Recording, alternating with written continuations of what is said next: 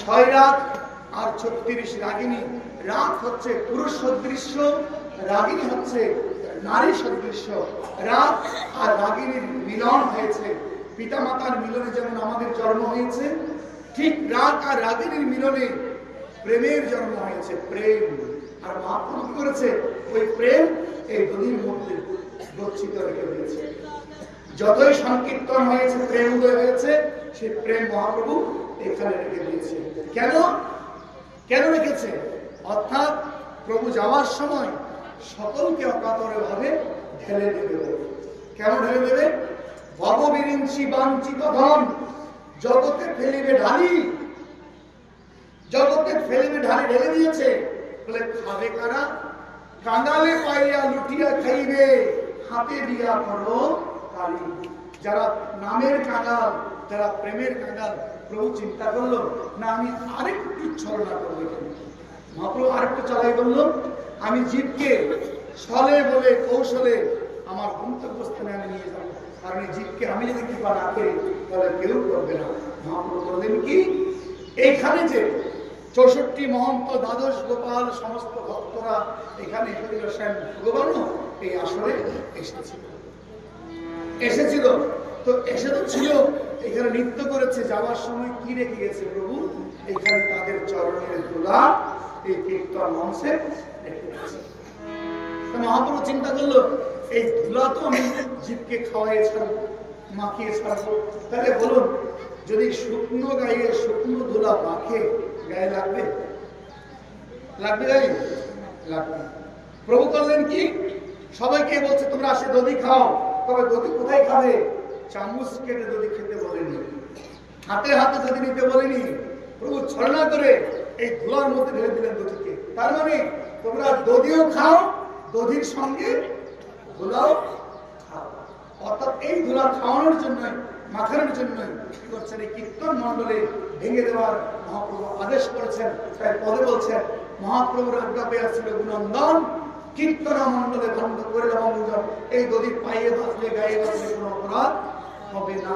এটা প্রসাদ না, এটা গায়ে, হাতে, গায়ে সব জায়গায় মারতে বলেছে এই প্রসাদ। অর্থাৎ এই দধি প্রেম। অর্থাৎ কেন এই দধি মেখে এখানে। আরেকটা কথা, এদিকে দেখি কীর্তন চলাকালীন নগর কীর্তন করে। আপনারা বলেন না, এদিকে কীর্তন চলছে, আবার একটা দল নগর কীর্তন করতে বেরিয়ে গেছে। কীর্তন চলাকালীন নগর কীর্তন এটা কি? এখানে অখণ্ড নাম সংকীর্তন হচ্ছে, অখণ্ড, এটা খণ্ডন করা যাবে না। এটা খণ্ডন, এটা সমাপ্তি হবে, তারপর হচ্ছে নগর কীর্তন। আর নগর কীর্তন হয় অরুণোদয় কাল, ব্রহ্মমুহূর্তে কখন নগর কীর্তন হয় না।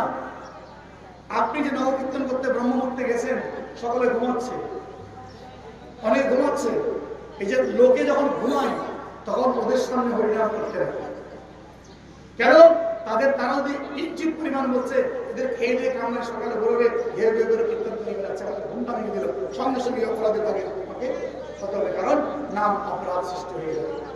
মহাপ্রভু ওই প্রভাতকালী সূর্য উদয়ের আগে 4টা বাজে কিন্তু নগর কীর্তন করার জন্য 4টা বাজে ঠাকুর জানায়, ঠাকুর মঙ্গলারতি করে, মঙ্গলারতি করার পরে সূর্য উদয়কালে প্রভাতে উঠিয়া হরিবোল করিয়া নগরে নগরে হরিনাম বেড়ায়। এটাই নিয়ম। আপনারা 4টা বাজে নগর কীর্তন করলেন, এই কীর্তন এই মাইক দ্বারা হরিনাম সংকীর্তন সব জায়গায় যাচ্ছে না, তখন আপনারা কাকে নিয়ে করলেন নগর কীর্তন? হ্যাঁ, নগর কীর্তন মহাপ্রভুর সঙ্গে না গেলে এটা কখন নগর কীর্তন হবে না। আপনি মহাপ্রভুকে নিয়েছেন বলে আমরা তো ছবি একটা নিয়ে গেছি। আরে মহাপ্রভু এখানে অখণ্ড এখানে বসে আছে, কারণ অষ্টপর ষোড়শপরের জন্য আমরা সংকল্প করেছি, এখানে মহাপ্রভু এই সংকল্প ছেড়ে কোথাও যাবে না। সুতরাং যেতে হলে ওনাকে নিয়ে সঙ্গে যাবে।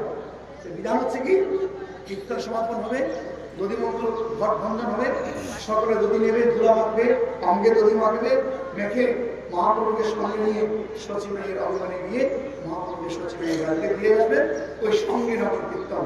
এবং সেই সময় যাওয়ার সময় কি হবে, আপনি যে অঙ্গে ধুলাটা মেখেছেন সেই ধুলা একটুকু সূর্য উদয় হয়েছে, রোদ পড়েছে, ধুলা শুকিয়েছে, এবার ধুলা তোমার ঘরে, নগরে, গ্রামে, সব জায়গায় ধুলা পড়েছে, সব জায়গায় পবিত্র। কিন্তু আপনি যে নগর কীর্তন করলেন এটা কিন্তু বিধান, বিধিবিধান ওই আগে তাড়াতাড়ি ভাগার জন্য তো করেছেন, কিন্তু এটা নয়, এটা বিধান নয়। এখন বলুন বাবা, এই কীর্তন এই গদি ভণ্ড কি করতে হবে? ভাঙবো নাকি দেখে দেবো? আপনি কীর্তন ভেঙে আপনার সকলে ঘোরাঘুরি করবেন না, সকলকে নেওয়া শুরু দেবেন, সবাই দড়ি নেবেন, ঘোরা মারবেন, ঘোরা করবেন।